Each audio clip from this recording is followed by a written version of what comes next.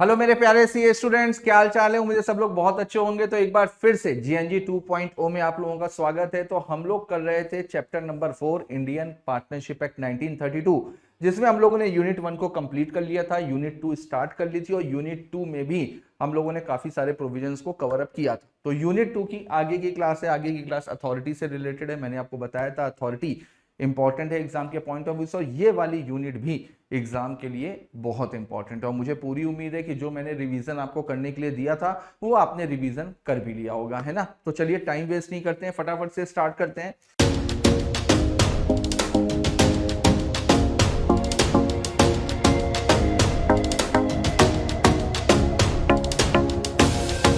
तो हम लोगों ने रूल्स तक किया था, है ना। हम लोगों ने रूल्स तक किया था। अब उसके बाद में आता है mode of doing act to bind firm, section 22। तो स्टार्ट करते हैं सेक्शन 22 से। तो भाई सेक्शन 22 तो बहुत आसान है और ये मैंने आपको बहुत बार बताया हुआ है ना। ये देखो, मैंने आपको एक चीज बताई, एक बेसिक सी चीज समझो कि जो म्यूचुअल एजेंसी का कॉन्सेप्ट है ना, अगर वो आपका क्लियर है, उसको लेकर के आपके दिमाग में कोई भी दुविधा नहीं है, तो ये जितने भी प्रोविजंस है ना आगे वाले, वो केवल लॉजिक के बेसिस पर हैं। पार्टनरशिप एक्ट इसी वजह से थोड़ा सा आसान हो जाता है क्योंकि ये केवल और केवल लॉजिक के बेसिस पर है। इस पे आपको रटने की जरूरत नहीं है, इसमें आपको कॉन्सेप्ट को समझना होगा लॉजिक के साथ में, है ना। तो देखते हैं, अब देखो mode of doing act to bind firm. तो भाई कोई भी पार्टनर किस तरीके से काम करेगा जिससे फर्म बाउंड होगी। एक तो भाई अगर अपनी अथॉरिटी के अंदर रह करके काम कर रहा है, तो जैसा कि मैंने बताया प्रिंसिपल और एजेंट में होता है, वैसे ही अपनी अथॉरिटी के अंदर रह करके काम कर रहा है, इवन फ्रॉड भी किया हो ना, तो भी थर्ड पार्टी के लिए फर्म बाउंड होती है, यानी कि सारे के सारे पार्टनर्स बाउंड होते हैं। तो अब उसने किस तरीके से काम किया हो ताकि फर्म की बाउंडेशन अराइज हो, फर्म बाउंड हो जाए। तो in order to bind a firm, an act or instrument done or executed by a partner or other person on behalf of the firm shall be done or executed in the firm name। तो भाई अगर वो कोई भी काम कर रहा है, कोई भी इंस्ट्रूमेंट बना रहा है, यानी कि कोई भी कॉन्ट्रैक्ट बना रहा है, कोई भी निगोशिएबल इंस्ट्रूमेंट बना रहा है, कुछ भी बना रहा है, तो वो अगर फर्म के नाम से बना रहा है, फर्म के बिहाफ पर कर रहा है, तो फिर उस सिचुएशन में उसके किए गए काम के लिए फर्म लायबल होगी। अगर वो भले ही अपने नाम से अगर कोई इंस्ट्रूमेंट ड्रॉ कर रहा है, अपने नाम से कोई कॉन्ट्रैक्ट में एंटर कर रहा है, वो सोच रहा है मैं ही तो पार्टनर हूं, फर्म कोई सेपरेट लीगल एंटिटी तो होती नहीं है, चलो अपने नाम से कॉन्ट्रैक्ट में एंटर कर देते हैं, क्या होगा, बाकी के पार्टनर्स को समझा ले जाएंगे ना। अगर आपने खुद के नाम से कोई भी इंस्ट्रूमेंट इशू किया है, खुद के नाम से किसी भी कॉन्ट्रैक्ट में एंटर किया है, तो फिर वहां पर बेटा फर्म लायबल नहीं होगी। फर्म तभी लायबल होगी, फर्म तभी बाउंड होगी जब कोई भी पार्टनर किसी भी इंस्ट्रूमेंट, किसी भी कॉन्ट्रैक्ट, कुछ भी अगर काम कर रहा है, तो वो फर्म के बिहाफ पर या फर्म के नाम से कर रहा हो, है ना। और इन एनी अदर मैनर, या किसी और तरीके से जिससे एक्सप्रेसिंग और implying an intention to bind the firm, और इस तरीके से काम कर रहा है, इस तरीके से काम कर रहा है कि उसकी इंटेंशन साफ साफ पता चल रही है। इंटेंशन या तो बोल करके पता चलेगी या कंडक्ट से पता चलेगी कि उसकी इंटेंशन फर्म के बिहाफ पर है, फर्म को रिप्रेजेंट करने की है और फर्म को बाउंड करने की है। तो उस सिचुएशन में हर एक पार्टनर के किए गए काम के लिए फर्म बाउंड होगी। तो सेक्शन 1022 आगे देखते हैं। व्हेन अथॉरिटी में बी रिस्ट्रिक्टेड। अब देखो पार्टनर्स की अथॉरिटी तो होती है ना, पार्टनर्स की अथॉरिटी एक्सप्रेस भी होती है और इंप्लाइड भी होती है। तो भाई जो भी पार्टनर्स की अथॉरिटी है, अब अगर मान लो कि इंप्लाइड है, तो इंप्लाइड का तो मतलब चलो समझ में आ गया कि भाई पार्टनरशिप एक्ट में लिखा हुआ है और एक्ट सभी नहीं पढ़ा होता है, तो सबको पता होगा कि हाँ भाई ये फर्म में पार्टनर है तो इसकी ये अथॉरिटीज होंगी। लेकिन जो एक्सप्रेस अथॉरिटी है उसके बारे में कैसे पता चलेगा बाकी के सारे लोगों को, यानी कि पब्लिक को, यानी कि थर्ड पार्टीज को। या अगर आपने इंप्लाइड अथॉरिटीज को भी घटाया या बढ़ाया है, आपने पार्टनर्स की जो अथॉरिटीज है उनके ऊपर कोई रिस्ट्रिक्शन लगाई है, उनको कम किया है, तो फिर कैसे पता चलेगा थर्ड पार्टी को। तो बेटा थर्ड पार्टी को तभी पता चलेगा जब वो थर्ड पार्टी की नॉलेज में होगी। अगर आपने आपस में मिलकर के कोई भी अरेंजमेंट कर लिया, आपस में पार्टनरशिप डीड में कुछ भी लिख लिया, तो वो थर्ड पार्टी से उसका मतलब नहीं है। थर्ड पार्टी तो मान करके चलेगी कि जो कानून में लिखा है वो तो अथॉरिटी होंगी होंगी। तो अगर आप रिस्ट्रिक्शन लगाते हो, अगर आप रिस्ट्रिक्शन लगाते हो तो बिल्कुल लगा सकते हो, कोई दिक्कत नहीं है, आप बिल्कुल कॉन्ट्रैक्ट में एंटर करके रिस्ट्रिक्शन लगा सकते हो, लेकिन वो इफेक्टिव तभी से होती है जब थर्ड पार्टी की नॉलेज में आ जाता है। तो देखते हैं एक बार। The implied authority of a partner may be extended, उसको घटाया भी जा सकता है और बढ़ाया भी जा सकता है। कैसे घटाया बढ़ाया जाएगा? बाय अ कॉन्ट्रैक्ट, कॉन्ट्रैक्ट से उसको घटाया या बढ़ाया जा सकता है। When restriction imposed on the implied authority shall be effective, तो इफेक्टिव कब से होगी? जैसा कि मैंने आपको बताया, conditions under which restriction is imposed on the implied authority of a partner shall be effective against third party. The third party knows about the restriction, मैंने आपको बताया कि थर्ड पार्टी को रिस्ट्रिक्शन के बारे में पता होना चाहिए, या the third party does not know that he is dealing with a partner in a firm, या तो थर्ड पार्टी सामने वाले के साथ में डीलिंग कर रही है, उसको पता ही नहीं है कि ये किसी फर्म में पार्टनर, वो तो एक नॉर्मल इंडिविजुअल की तरह से डील कर रही है, उसको ये पता ही नहीं है कि ये किसी फर्म में पार्टनर है। जब उसको यही नहीं पता कि किसी फर्म में पार्टनर है, तो उसके लिए क्या ही अथॉरिटी का कोई मतलब बनता है? तो यहां पर अथॉरिटी इफेक्टिव तभी से होगी जब उसकी नॉलेज में आ जाएगा। अब नेक्स्ट देखते हैं section 21, partners authority in an emergency. Obviously कि अगर फर्म में कोई भी इमरजेंसी अराइज हुई है, अगर फर्म में कोई भी इमरजेंसी अराइज हुई है, तो उस केस में पार्टनर की अथॉरिटी क्या होगी? तो भाई ऑर्डिनरी डिलीजेंस के अकॉर्डिंग, एक नॉर्मल सिचुएशन में एक नॉर्मल आदमी जो बुद्धिमानी वाला काम करता है, जो समझदारी वाला काम करता है अपने आप को नुकसान से बचाने के लिए, तो हर एक पार्टनर को वो समझदारी, वो ऑर्डिनरी डिलीजेंस तो दिखानी पड़ेगी, है ना। तो अगर कोई भी फर्म में इमरजेंसी आ जाती है, तो पार्टनर के पास में कुछ अथॉरिटीज आ जाती हैं कि अगर वो गुड फेथ में फर्म को नुकसान से बचाने के लिए वो कुछ काम कर सकता है। तो देखते हैं कौन कौन सी आती हैं। A partner has authority to do all such act for the purpose of protecting the firm from loss as would be done by a person of ordinary prudence in his own case acting under similar circumstances। तो जैसे वो खुद के साथ में, अगर उसके साथ में ये सिचुएशन होती, तो वो अपने आप को कैसे प्रोटेक्ट करता है, ठीक उसी तरीके से उसको फर्म को भी प्रोटेक्ट करना चाहिए। सच एक्ट्स बाइंड द फर्म, और अगर उसने ये काम किया है तो फिर उस केस में फर्म बाउंड होगी। तो आगे देखते हैं, आगे भी देखो कुछ रूल्स दिए हुए हैं, ठीक है। जो अभी हम लोग पोर्शन पढ़ करके आए हैं वो सारे के सारे अथॉरिटी से रिलेटेड थे, तो ये कुछ रूल्स हैं जो फिर से अथॉरिटी के रिगार्डिंग दिए गए। मेन पॉइंट्स इसके मैंने किए हुए। जैसे अभी तक हम लोगों ने जितनी भी चीजें पढ़ी हैं कि इम्प्लाइड अथॉरिटी क्या होती है, ठीक है, जो सेक्शन 19 हम लोगों ने देखा कि अगर किसी भी पार्टनर ने इम्प्लाइड अथॉरिटी के अंदर रह करके काम किया है, या अगर अथॉरिटीज में कोई भी रिस्ट्रिक्शन या कोई भी एक्सटेंशन है और वो थर्ड पार्टीज को पता है, सारी चीजें सब कुछ परफेक्टली चल रही हैं, तो उस केस में कंसिक्वेंसेस क्या होंगे? उस केस में बेटा फिर पार्टनर ने जो कुछ भी काम किया है उसके लिए थर्ड पार्टी भी लायबल होगी, फर्म भी लायबल होगी, और सारे के सारे पार्टनर्स लायबल होंगे अगर सब कुछ अपनी अथॉरिटी के अंदर रह करके काम किया है। लेकिन कुछ चीजें अथॉरिटी के बाहर भी रखी गई हैं, कुछ चीजें अथॉरिटी के बाहर भी रखी गई हैं कि ये out of the scope of employed authority है, कोई भी पार्टनर ये सारे काम नहीं कर सकता। देखो, out of scope of implied authority, the implied authority of a partner does not empower him, partner do not certain act। तो ये सारे काम नहीं कर सकता ए से लेकर के एच तक। जैसे एक बार फटाफट से देख लेते हैं कि अगर फर्म का कोई भी डिस्प्यूट चल रहा है, अगर फर्म का कोई भी डिस्प्यूट चल रहा है, तो वो अपनी मर्जी से आर्बिट्रेशन को रेफर नहीं कर सकता कि अगर अकेला चाहे और अकेले जाकर के आर्बिट्रेशन को रेफर कर दे। आर्बिट्रेशन का मतलब आउट ऑफ कोर्ट सेटलमेंट। भाई सारे पार्टनर से कंसेंट लेनी पड़ेगी, डिस्प्यूट तो पूरी की पूरी फर्म का है ना। बैंक में अपने नाम से अकाउंट नहीं खुलवा सकता, अभी पढ़ करके आए ना। किसी भी इंस्ट्रूमेंट में साइन करेगा, किसी भी कॉन्ट्रैक्ट में करेगा, कुछ भी काम करेगा तो फर्म के बिहाफ पर करेगा, फर्म के नाम पे करेगा। तो अपने नाम से कोई भी अकाउंट नहीं खुलवा सकता, किसी भी तरीके का कोई भी कॉम्प्रोमाइज नहीं कर सकता। फर्म को कोई भी क्लेम लेना है, कोई भी पैसे लेने हैं, तो उसको रिलिंक्विश, रिलिंक्विश का मतलब गिव अप कर देना, छोड़ देना, या उसको माफ कर देना, ठीक है। तो ऐसा नहीं कर सकता, उसमें कोई भी कॉम्प्रोमाइज नहीं कर सकता। अब अगर फर्म ने कोई भी सूट फाइल किया है, फर्म ने कोई भी सूट फाइल किया है, एक पार्टनर गया अपनी मर्जी से सूट को विड्रॉ कर लिया, तो विड्रॉ भी नहीं कर सकता। अगर कोई भी प्रोसीडिंग चल रही है तो खुद ही जाकर के फर्म की पूरी फर्म की लायबिलिटी को एक्नॉलेज कर लिया, फर्म की पूरी लायबिलिटी को एडमिट कर लिया, ये भी नहीं कर सकता। फर्म के बिहाफ पर अपने नाम से कोई भी इमूवेबल प्रॉपर्टी को भी नहीं खरीद सकता। इमूवेबल प्रॉपर्टी को अपने नाम से फर्म के बिहाफ पे नहीं खरीद सकता और ना ही उसको बेच सकता है। अगर कोई भी इमूवेबल प्रॉपर्टी है जो फर्म को बिलोंग करती है, तो पता चला खुद ही जाकर के उसको बेच दी, ये भी नहीं कर सकता। और फर्म के बिहाफ पर किसी भी पार्टनरशिप में एंटर नहीं कर सकता। तो ये ए से लेकर के एच तक के काम है ना, ये कोई भी पार्टनर नहीं करता, ये out of the scope of implied authority में आता है। तो इम्प्लाइड अथॉरिटी में बेसिकली यही सारी चीजें हैं, क्या क्या काम पार्टनर कर सकता है, क्या क्या काम पार्टनर नहीं कर सकता, उसकी अथॉरिटीज को कैसे घटाया जाता है, कैसे बढ़ाया जाता है, इफेक्टिव कैसे होती हैं, तो ये सारी चीजें हम लोगों ने पढ़ी है ना। आगे देखते हैं। अब देखो आगे आता है effect of admission by a partner.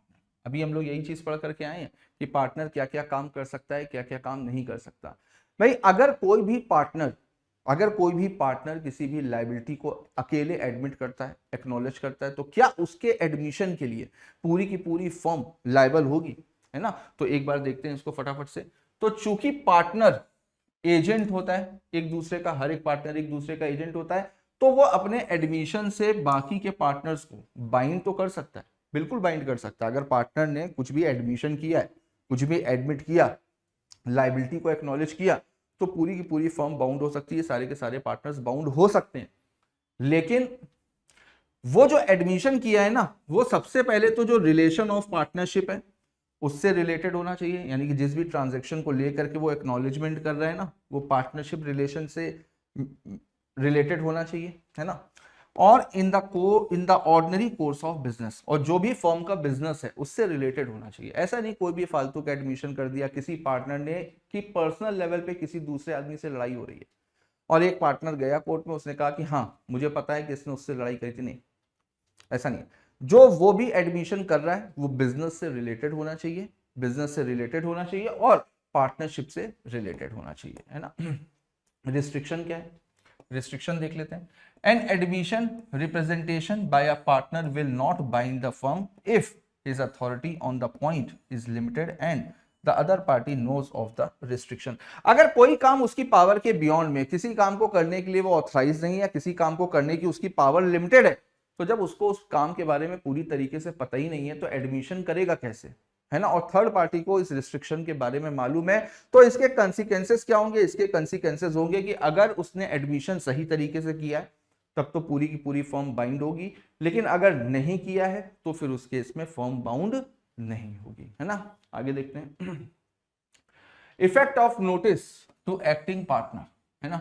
अगर एक पार्टनर की नॉलेज में, यहां पर नोटिस का मतलब है नॉलेज से,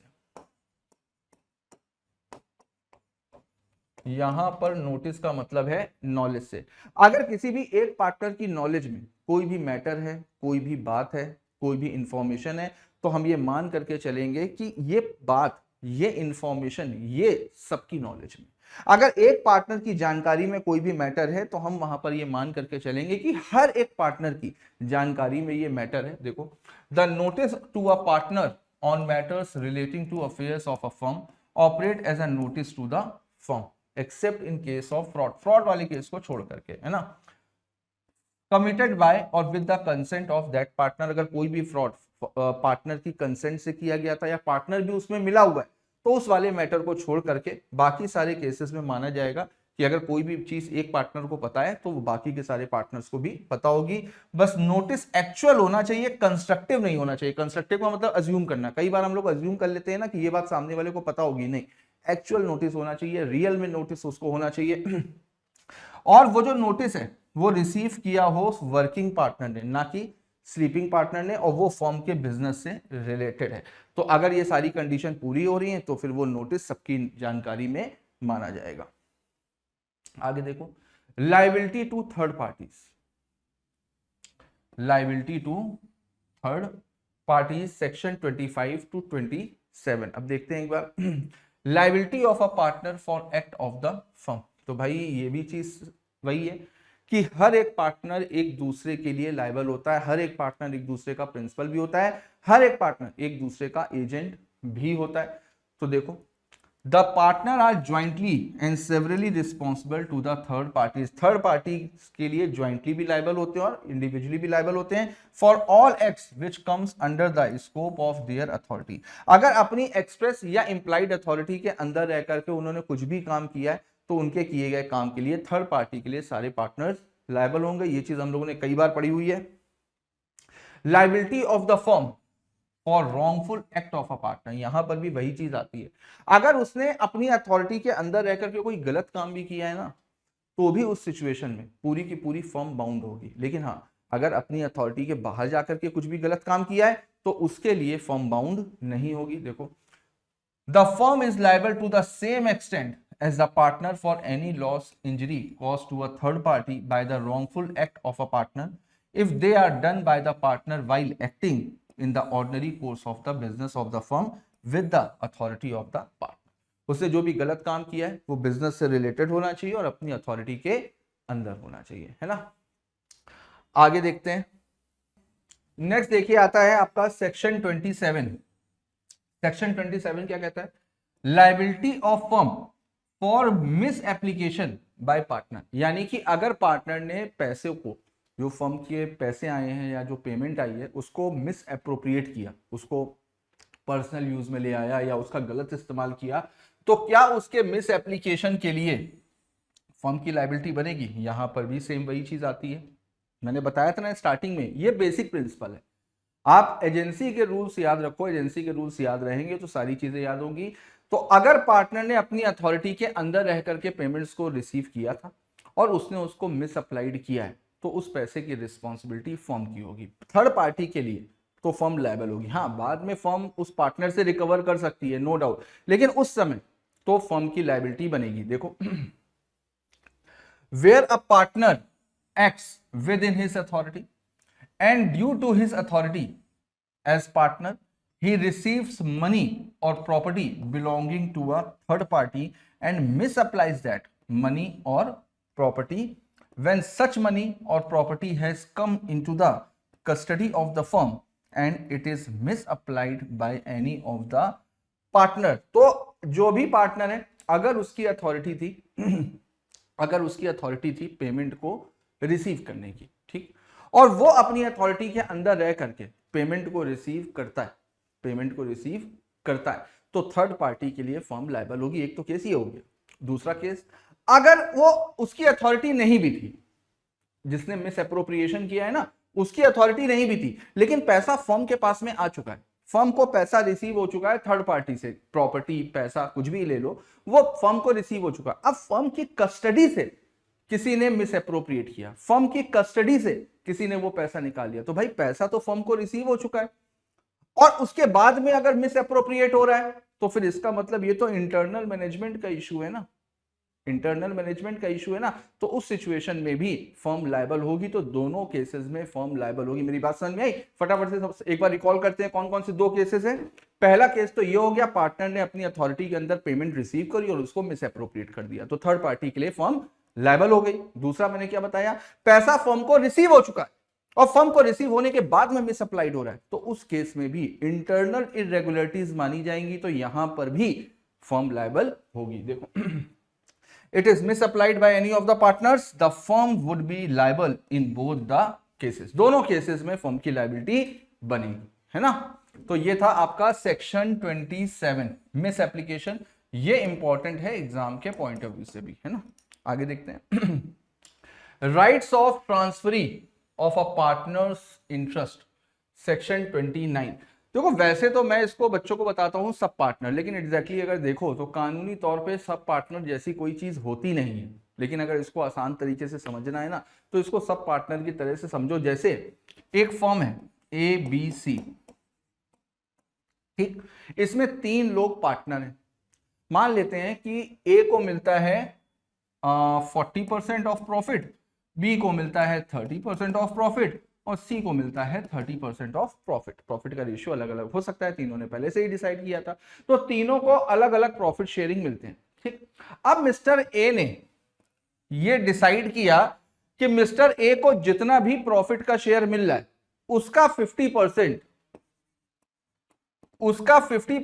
ये मिस्टर डी को देंगे। अब कुछ भी इनका लेन देन रहा हो, इन्होंने डी से उधार लिए हो, या मान लीजिए फर्म में इन्वेस्ट करने के लिए डी से उधार लिए हो, या डी से कोई रिलेशन है, डी की मदद कर रहे हैं, कोई भी रीजन हो, रीजन इंपॉर्टेंट नहीं है, रीजन यहां पर इंपॉर्टेंट नहीं है। लेकिन इन्होंने डी के साथ में एक सेटलमेंट किया कि भाई जितना भी शेयर मेरे को मिल रहा होगा उसका 50% मैं आपको दूंगा, ठीक। तो अब आप खुद बताओ कि क्या डी को फर्म का पार्टनर मान लिया जाएगा? नहीं माना जाएगा भाई हम अपने राइट्स को और अपने बेनिफिट्स को किसी दूसरे पर्सन को असाइन कर सकते हैं। ये हम लोगों ने इंडियन कॉन्ट्रैक्ट एक्ट में पढ़ा था कि हम अपने प्रॉफिट्स को, अपने बेनिफिट्स को किसी थर्ड पर्सन को असाइन कर सकते, तो उन्होंने कर दिया, उन्होंने असाइन कर दिया। तो यहां पर बेटा डी जो है ना वो फर्म का पार्टनर नहीं है, हाँ आप ये बोल सकते हो पार्टनर का पार्टनर, सब पार्टनर। तो यहां पर ए कौन हो गए, ट्रांसफरर, और डी कौन हो गया, ट्रांसफरी। तो यहां पर ये जो ट्रांसफरी वर्ड आया है ना, ये जो ट्रांसफरी वर्ड आया है, ट्रांसफरी का मतलब है डी। मेरी बात समझ में आई? तो अब यहां पर बात कर रहा है कि भाई डी के पास में क्या राइट्स होंगे। तो यार देखो सीधी सी चीज एक समझो कि जैसा कि मैंने बताया कि मिस्टर डी फर्म के पार्टनर थोड़ी ना माने जाएंगे। जब फर्म के पार्टनर नहीं है तो क्या डी फर्म के बिजनेस में, फर्म के अकाउंट्स में, फर्म के काम करने के तरीके में किसी भी तरीके का कोई भी इंटरफेयर कर सकते? बिल्कुल नहीं कर सकते। उनको फर्म से क्या लेना देना, और ना ही फर्म के जो बाकी के पार्टनर्स है वो उनको एंटर करने देंगे। तो यहां पर ट्रांसफरी के पास में कोई भी इस तरीके का राइट नहीं होता है कि वो बिजनेस में पार्टिसिपेट कर सके, बिजनेस के डिसीजन में पार्टिसिपेट कर सके, फर्म के जो बुक ऑफ अकाउंट्स हैं उनको एक्सेस कर सके, उनकी कॉपी ले सके। ये सारे के सारे राइट्स ट्रांसफरी के नहीं होते हैं, है ना। देखते हैं एक बार। A share in a partnership is transferable like any other property, जैसा कि मैंने बताया, but as the partnership relationship is based on the mutual confidence, the assignee of a partner's interest, assignee का मतलब क्या हो गया, transferee, transferee का मतलब D, the assignee of partner's interest by sale, mortgage और otherwise, मैंने बताया ना किसी भी वजह से हो सकते हैं, रीजन इंपॉर्टेंट नहीं है ना, can not enjoy the same rights and privileges as the original partner. तो जो राइट्स, जो प्रिविलेजेस, जो बेनिफिट एक नॉर्मल पार्टनर के पास में होते हैं वो कभी भी सब पार्टनर को नहीं मिलेंगे, है ना। आगे देखते हैं। द राइट्स ऑफ ट्रांसफरी देखते हैं। During the continuance of partnership such transferee is not entitled to. तो जब वो पार्टनरशिप चल रही है तो फिर कोई भी ट्रांसफरी ये सारे काम नहीं कर सकता, फर्म के कामों में इंटरफेयर नहीं कर सकता, बुक्स को एक्सेस नहीं कर सकता, उसका इंस्पेक्शन भी नहीं कर सकता। वो बस केवल और केवल एक काम कर सकता है, क्या कर सकता है कि उसको जो ए से फायदा मिल रहा है, जो परसेंटेज मिल रहा है, वो परसेंटेज वो ए से लेता रहेगा। जो ट्रांसफरिंग पार्टनर है उससे अपना प्रॉफिट का शेयर लेता रहेगा। लेकिन हाँ कुछ अधिकार आ जाते हैं, कुछ अधिकार आ जाते हैं कब, डिसोल्यूशन के समय। या तो फर्म डिसॉल्व हो रही है, या तो फर्म डिसॉल्व हो रही है, या जो ट्रांसफरिंग पार्टनर है जिसने अपने इंटरेस्ट को ट्रांसफर किया है, या वो रिटायर हो रहा है, तो उस सिचुएशन में थोड़े बहुत राइट्स इनके पास में आ जाते हैं। तो राइट्स के पीछे लॉजिक भी है।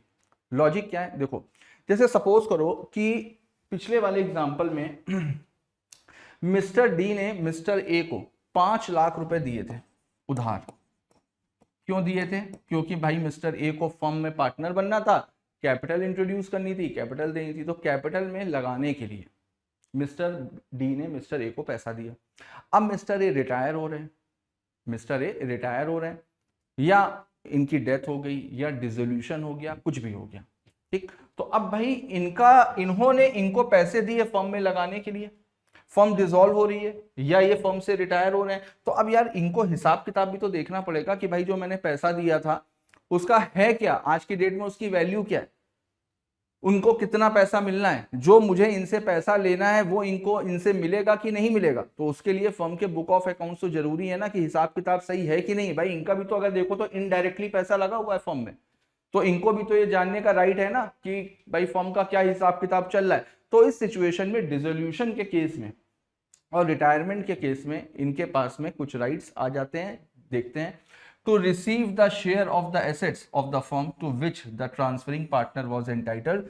तो भाई ये जो भी इनका शेयर है वो जो भी रिटायरिंग पार्टनर है उसकी एसेट से ले सकते हैं। अब शेयर मिलेगा कितना, ये कैलकुलेट करने के लिए ये अकाउंट्स को एक्सेस कर सकते हैं, ये अकाउंट्स को एक्सेस कर सकते हैं, है ना। आगे देखते हैं।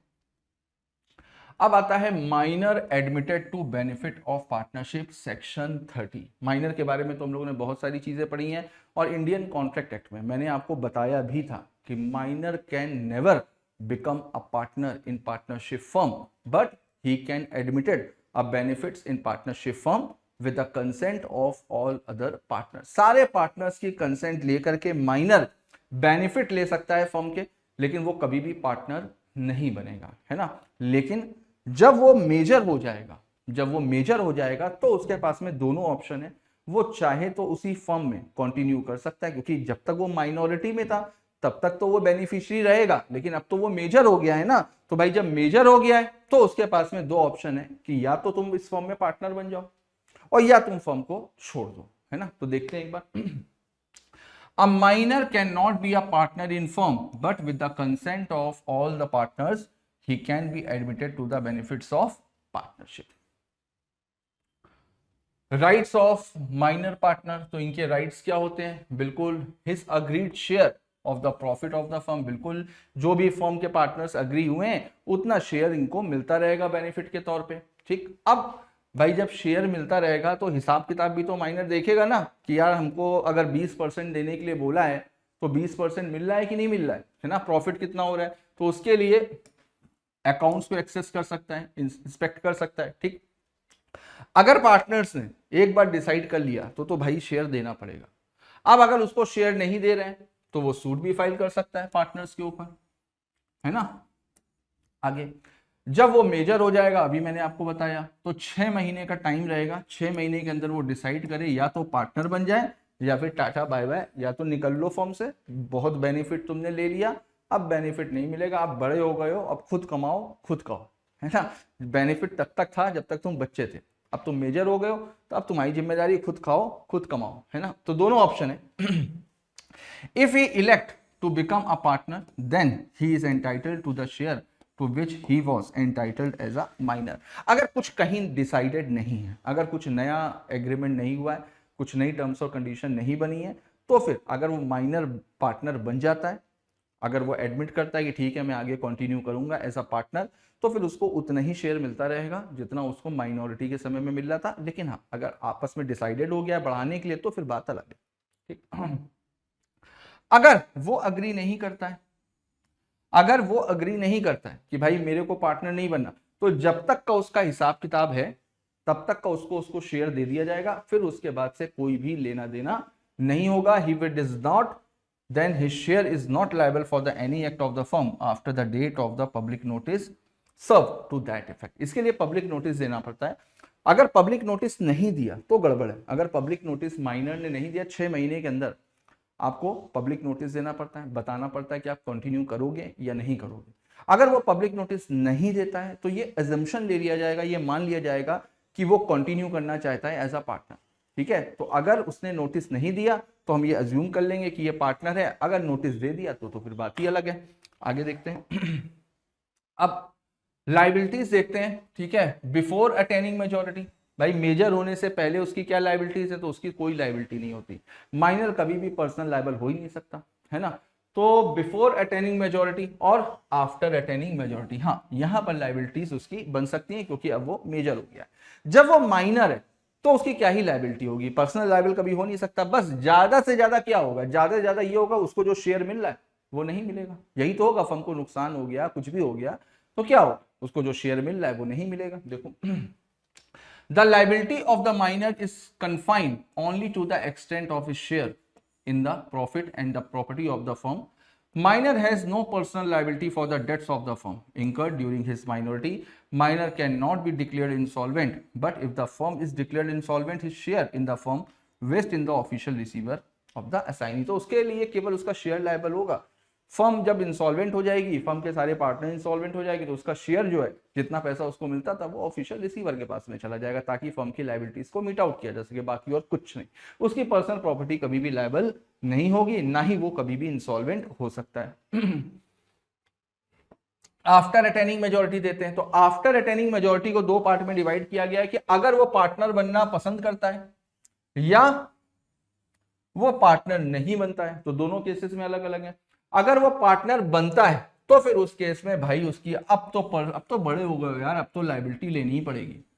अब तो तुम्हें लायबिलिटी लेनी पड़ेगी अगर तुम पार्टनर बन रहे हो। लेकिन लायबिलिटी लेनी कब से पड़ेगी? पीछे से, जब से तुमने बेनिफिट लेना स्टार्ट किया था तब से फर्म के किए गए कामों के लिए तुम्हारी लायबिलिटी होगी। अब यार बेनिफिट लिए हैं तो अब तो बड़े हो गए हो, तो अब तो तब की लाइबिलिटी भी लोगे, है ना। Since he was admitted to the benefit of partnership, his share in the property and the profit of the firm remain the same. वही चीज है जो मैंने बताई, अगर कोई चेंजेस नहीं होते हैं तो सेम मिलेगा जितना उसको पहले मिलता था। अब अगर वो इलेक्ट नहीं करता है कि वो पार्टनर बनेगा तो फिर क्या होगा, his rights and liabilities continue to be those of a minor up to the date of giving public notice. तो जब तक वो पब्लिक नोटिस नहीं देता है, जब तक वो पब्लिक नोटिस नहीं देता है, तब तक जो राइट्स और लाइबिलिटीज जो माइनॉरिटी के समय में थी वही कंटिन्यू रहेंगी, है ना। His share shall not be liable for any act of the firm done after the date of notice. अब उसने पब्लिक नोटिस दे दिया कि वो पार्टनर नहीं बनेगा, उसके बाद के किए गए कामों के लिए उसका शेयर कभी भी लायबल नहीं होगा। इवन वो अपने शेयर के लिए पार्टनर्स के ऊपर सूट फाइल कर सकता है, वो अपने शेयर के लिए पार्टनर्स के ऊपर सूट फाइल कर सकता है। दूसरा, it may be noted that such minor shall give notice to the registrar that he has or has not become a partner, और उसको पब्लिक नोटिस के साथ में रजिस्ट्रार को भी एक नोटिस देना पड़ेगा जिसमें वो रजिस्ट्रार को बताएगा कि वो पार्टनर बनना कंटिन्यू कर रहा है या नहीं कर रहा है ना। तो ये पार्टनर्स की सॉरी माइनर्स की लाइबिलिटी थी। आगे देखते हैं, introduction of a new partner. अब देखो, अगर कोई भी एग्जिस्टिंग फर्म है, कोई भी फर्म चल रही है और उसमें बीच में चलती हुई फर्म में अगर कोई भी पार्टनर ज्वाइन करता है तो उसको क्या बोलेंगे, एडमिशन ऑफ पार्टनर या इंट्रोडक्शन ऑफ पार्टनर। तो वैसे तो जब उसने फर्म को ज्वाइन किया है तो उसके बाद से कंपनी के जो भी डेट्स हैं या जो भी लाइबिलिटीज हैं उसके लिए तो उसकी लाइबिलिटी बनेगी। अब तो भाई पार्टनर बन चुका है, क्या पुराने वाले के लिए लाइबल होगा? नहीं, पुराने वाले के लिए लाइबल नहीं होगा, लेकिन हाँ नोवेशन के थ्रू लाइबल हो सकता है। नोवेशन मैंने आपको बताया भी था शायद। नोवेशन का मतलब पुराने पार्टनर्स, नया पार्टनर और क्रेडिटर, क्रेडिटर की कंसेंट लेनी जरूरी है। तीनों लोग एक नया कॉन्ट्रैक्ट बना सकते हैं और पुराने वाले डेट्स के लिए भी नए पार्टनर को लाइबल करा सकते हैं ना।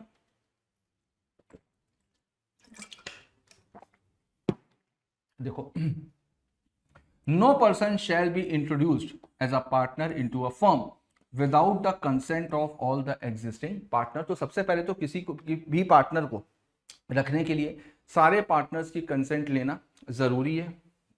A person who is introduced as a partner into a firm does not thereby become liable for any act of the firm done before he became a partner। तो नॉर्मल सिचुएशन में, normal circumstances में जब तक वो partner नहीं था उस दौरान किए गए कामों के लिए वो लायबल नहीं होगा। रिटायरमेंट ऑफ पार्टनर, सेम वही चीज है। अगर कोई भी पार्टनर रिटायर हो रहा है तो उसको भी पब्लिक नोटिस देना पड़ेगा, उसको भी पब्लिक को बताना पड़ेगा। भाई आप जिनके साथ में डील करते थे तो पब्लिक को तो बताना पड़ेगा ना, पब्लिक को कैसे पता चलेगा कि आपने फर्म छोड़ दी है? तो नोटिस देना जरूरी है। नोटिस देना जरूरी बहुत ज्यादा है, अगर नहीं दिया ना तो ये बहुत बड़ी लापरवाही होगी। क्यों? अगर कोई भी पार्टनर रिटायर हो रहा है और उसने नोटिस नहीं दिया तो पब्लिक तो मानती रहेगी कि ये बंदा अभी भी पार्टनर है, तो रिटायरमेंट के बाद के किए गए कामों के लिए भी उसकी लायबिलिटी बनी रहेगी।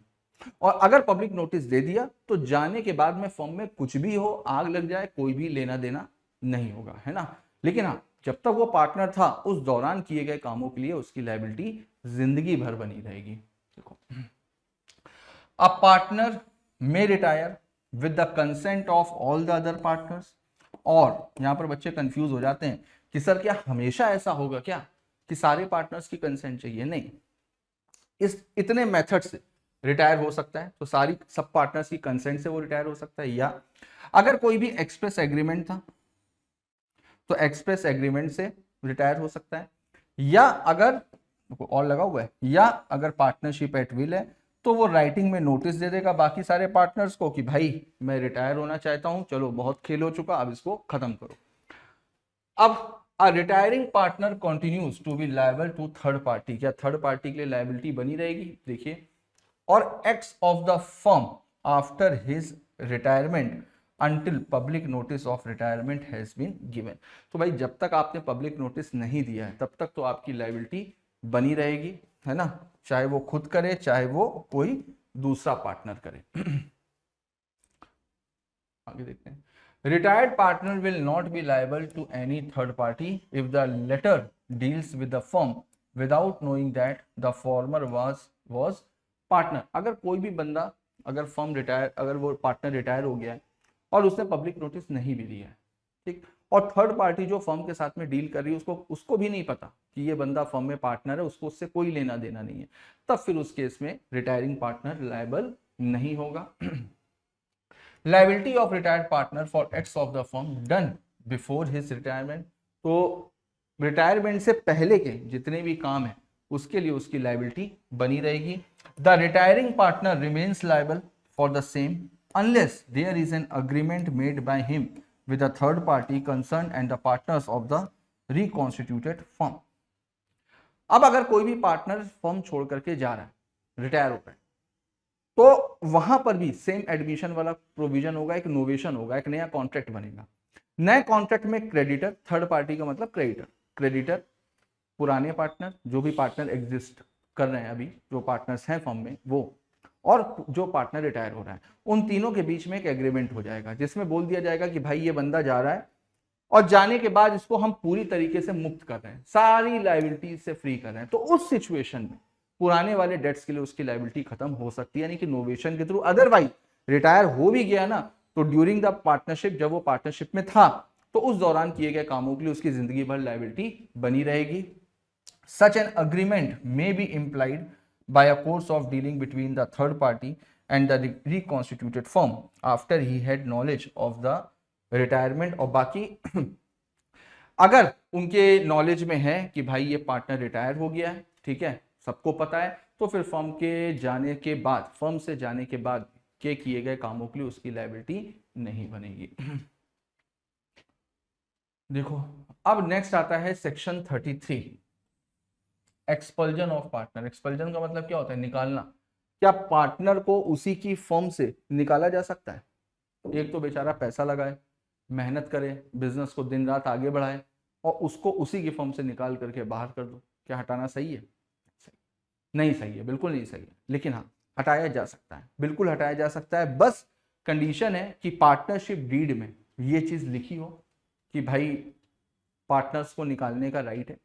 दूसरा, हमेशा पार्टनर को अगर निकालना है तो गुड फेथ में निकाल सकते हो, अच्छी इंटेंशन के साथ में, भाई उसके होने से बहुत ज्यादा नुकसान हो रहा है, गुड फेथ में उसको निकाला जा सकता है। और अगर किसी भी पार्टनर को निकालना है तो भाई उसको एक बार अपॉर्चुनिटी ऑफ बीइंग हर्ड देना जरूरी है, उसको अपनी बात को रखने का मौका तो मिलना चाहिए ना। ऐसा नहीं कि मन में आया बाकी पार्टनर इसको निकाल करके बाहर को निकाल करके बाहर कर दे, नहीं, वो वॉइड होगा, वो वॉइड होगा, है ना। देखो सबसे पहले expulsion of partner, the power of expulsion must have existed in the contract between the partners।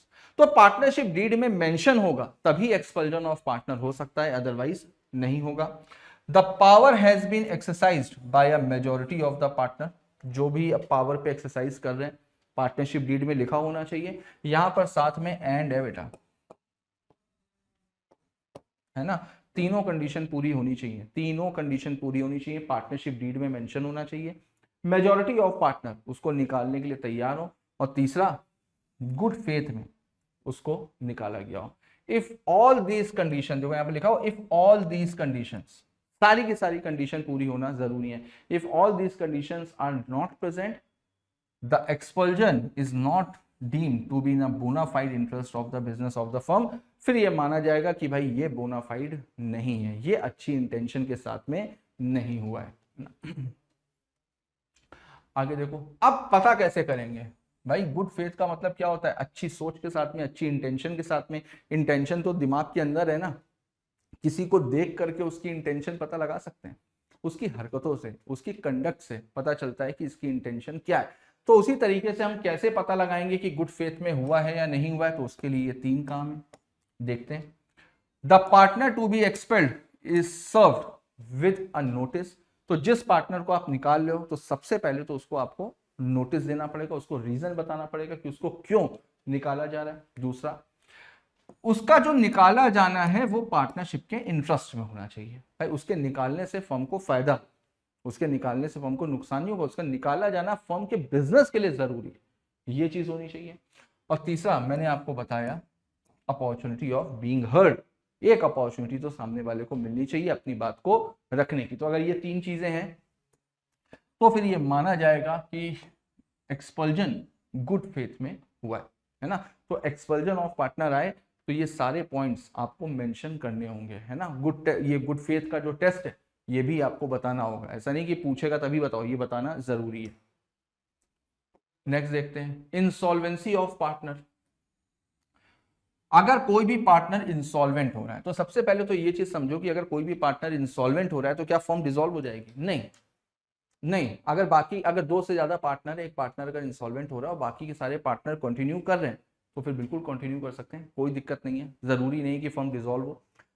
दूसरा, अगर कोई भी पार्टनर इंसॉल्वेंट हो रहा है तो इसका मतलब उसकी जितनी भी एसेट है, उसकी जितनी भी प्रॉपर्टी है, वो कहां चली जाएगी? वो ऑफिशियल रिसीवर के पास में चली जाएगी। ऑफिशियल रिसीवर उसकी लायबिलिटीज को मीट आउट कर देगा। तो अगर कोई भी पार्टनर इंसॉल्वेंट होता है ना, तो जैसे ही इंसॉल्वेंसी का ऑर्डर आता है तो ऑर्डर आने के बाद में उसकी प्रॉपर्टी फर्म के किए गए कामों के लिए लायबल नहीं होगी, क्योंकि उसकी प्रॉपर्टीज को अटैच कर लिया जाता है ना। देखते हैं एक बार। The insolvent partner will be cease to be a partner from the very date on which the order of adjudication is made. तो भाई जैसे ही कोर्ट ऑर्डर पास करेगी तो इंसॉल्वेंट पर्सन वैसे भी किसी कॉन्ट्रैक्ट में एंटर नहीं कर सकता, डिस्क्वालीफाइड बाय लॉ होता है। तो वहां पर उसी दिन से उसकी पार्टनरशिप खत्म हो जाएगी। The state of the insolvent partner is not liable for the act of the firm. Same वही चीज है जो मैंने आपको बताई। The firm is also not liable for the, ना तो उसके किए गए कामों के लिए फर्म लायबल होगी, ना फर्म के किए गए कामों के लिए वो लायबल होगा जिस दिन ऑर्डर ऑफ एडजुडिकेशन हुआ है। इफेक्ट क्या होगा देखते हैं। The insolvent partner can not be continued as a partner ordinary but not invariably the insolvency of partner result in dissolution of the firm but the partners are competent to agree among themselves that the adjudication of a partner as an insolvent will not give rise to dissolution of the firm। तो same वही चीज है जो मैंने आपको बताई भाई, अगर ज्यादा पार्टनर है तो जरूरी नहीं होता है कि किसी पार्टनर के इंसॉल्वेंट होने के बाद में फर्म डिसॉल्व हो जाए, लेकिन सर्कमस्टेंसेस की बात है। अगर दो ही पार्टनर एक इंसॉल्वेंट हो गया तो ऑब्वियसली कि फर्म डिसॉल्व हो जाएगी, है ना। अगर वो लोग चाहें तो वो लोग बिजनेस को कंटिन्यू कर सकते हैं। Liability of state of deceased partner. अगर किसी भी पार्टनर की डेथ होगी तो डेथ के बाद में क्या उसकी प्रॉपर्टी लायबल होगी? देखते हैं सेक्शन 35 में। तो where under a contract between the partners the firm is not dissolve by the death of a partner. अब अगर किसी भी पार्टनर की डेथ हो गई, यहां पर भी सेम वही आता है कि जरूरी नहीं कि फर्म डिसॉल्व हो जाए, बाकी के सारे पार्टनर्स अग्री कर रहे हैं बिजनेस को कंटिन्यू करने के लिए तो वो लोग कंटिन्यू कर सकते हैं, है ना। Done after his death, the estate of a deceased partner is not liable for any act of the firm। तो जिस पार्टनर की डेथ हुई है तो उसकी डेथ के बाद के किए गए कामों के लिए डिसीज पार्टनर की प्रॉपर्टी कभी भी लायबल नहीं होगी। और डेथ के केस में पब्लिक नोटिस देना भी जरूरी नहीं होता है। जैसे रिटायरिंग पार्टनर के केस में पब्लिक नोटिस देना जरूरी ना, डेथ के केस में पब्लिक नोटिस देना जरूरी नहीं है। और उसकी डेथ के बाद के किए गए कामों के लिए उसकी प्रॉपर्टी लायबल नहीं होगी। आगे देखते हैं rights of outgoing partner to carry on competing business. ये हम लोगों ने इंडियन कॉन्ट्रैक्ट एक्ट में एक्सेप्शन में पढ़ा था, है ना, कि अगर कोई भी पार्टनर फर्म छोड़ करके जा रहा है, अगर कोई भी पार्टनर फर्म छोड़ करके जा रहा है तो उसके पास में क्या क्या राइट्स होते हैं या उसके ऊपर अगर क्या रिस्ट्रिक्शन कोई लगाई जा सकती है। तो देखो वो सेम बिजनेस कर सकता है। अगर कोई भी पार्टनर फर्म को छोड़ करके जा रहा है तो छोड़ने के बाद में कुछ ना कुछ तो करेगा, जिसका उसको एक्सपीरियंस हुआ है वो काम भी करेगा, तो वो फर्म के साथ में कॉम्पिटिशन भी कर सकता है और वो अपने बिजनेस को प्रमोट भी कर सकता है। लेकिन subject to contract to the contrary he may not. अगर पार्टनर्स के बीच में पहले से ही डिसाइडेड है, पार्टनरशिप डीड में लिखा हुआ था, सारे पार्टनर्स अग्री कर रहे थे कि जो आउटगोइंग पार्टनर है उसको रिस्ट्रिक्ट किया जा सकता है, तो फिर उस केस में उसके ऊपर रिस्ट्रिक्शन लगाई जा सकती है कि वो फर्म का नाम यूज नहीं कर सकता, अपने आप को रिप्रेजेंट नहीं करेगा कि भाई वो फर्म के बिजनेस में इन्वॉल्व था, कि फर्म वो बताएगा कि देखो मुझे इतना एक्सपीरियंस है, उस फर्म में मैं पार्टनर था, उस फर्म का पूरा बिजनेस मैंने चलाया, ऐसा कुछ भी नहीं करेगा। और ना ही वो फर्म के कस्टमर्स को सॉलिसिट करेगा, ना ही वो फर्म के कस्टमर्स को सॉलिसिट करेगा। A partner may make an agreement with his partner that on ceasing to be a partner he will not carry on any business similar to that of the firm, तो जो भी partners है जो firm छोड़ करके जा रहा है तो सारे पार्टनर्स के साथ में मिलकर के एग्री कर सकता है, यानी कि पार्टनरशिप एग्रीमेंट होगा जिसमें ये चीज मेंशन होगी कि अगर कोई भी आउटगोइंग पार्टनर है वो सिमिलर बिजनेस नहीं करेगा। If the restrictions imposed are reasonable, तो जो भी रिस्ट्रिक्शन है वो रीजनेबल होनी चाहिए। ये चीज हम लोगों ने section 27 of Indian contract act में पढ़ी थी। सच एग्रीमेंट शैल बी वैलिड, अगर रीजनेबल रिस्ट्रिक्शन है तो फिर एग्रीमेंट वैलिड होगा। Notwithstanding anything contained in section 27 of Indian Contract Act 1872, restraint of trade की बात करता है। restraint of trade, वैसे तो restraint of trade void होता है लेकिन उसके कुछ exceptions हैं और उन exceptions में ये भी आता है within specified local limit और within specified period, है ना। तो बस ये है कि अगर आप उसके ऊपर रिस्ट्रिक्शन लगा रहे हो तो एरिया स्पेसिफाइड होना चाहिए, टाइम पीरियड स्पेसिफाइड। ऐसा नहीं कर सकते आप पूरी दुनिया में कहीं पर भी बिजनेस नहीं कर सकते, आप ऐसा नहीं लिख सकते कि जिंदगी भर बिजनेस नहीं कर सकते, नहीं। टाइम पीरियड स्पेसिफाइड होना चाहिए, जगह लोकेशन स्पेसिफाइड होनी चाहिए और रीजनेबल होनी चाहिए। अगर रीजनेबल है स्पेसिफाइड है तो फिर वो एग्रीमेंट वैलिड होगा, है ना। हाँ तो गाइज ये चैप्टर फिर यहीं पर ही खत्म होता है ना। तो यूनिट 2 सबसे बड़ी थी और इंपॉर्टेंट यूनिट भी थी। तो इसके बाद में बस केवल एक यूनिट बचती है, यूनिट 3। वो छोटी सी यूनिट है, ठीक है, वो जल्दी ही कंप्लीट हो जाएगी। हो सकता है कि जो अगला वीडियो होगा उसका ड्यूरेशन भी कम हो, क्योंकि जब यूनिट छोटी है तो क्या करें। अब यूनिट 3 के साथ में कंपनीज एक्ट मर्ज करके तो नहीं कर सकते, है ना, तो क्योंकि कंपनीज एक्ट की तो अलग क्लास होगी। तो हो सकता है कि अगला वीडियो की ड्यूरेशन थोड़ी सी कम हो, है ना। फिर उसके बाद में कंपनीज एक्ट स्टार्ट करेंगे, उसको भी जल्दी से खत्म करेंगे, ठीक है। तो चलिए मिलते हैं फिर नेक्स्ट एपिसोड में। यूनिट 2 इसको अच्छे से एक बार रिवाइज कर लेना, इससे रिलेटेड अगर कोई भी डाउट हो तो वो आप पूछ लेना। नेक्स्ट वीडियो में मैं आपके डाउट्स को क्लियर कर दूंगा। तो चलो मिलते हैं नेक्स्ट एपिसोड में, तब तक के लिए all the best, goodbye and thank you.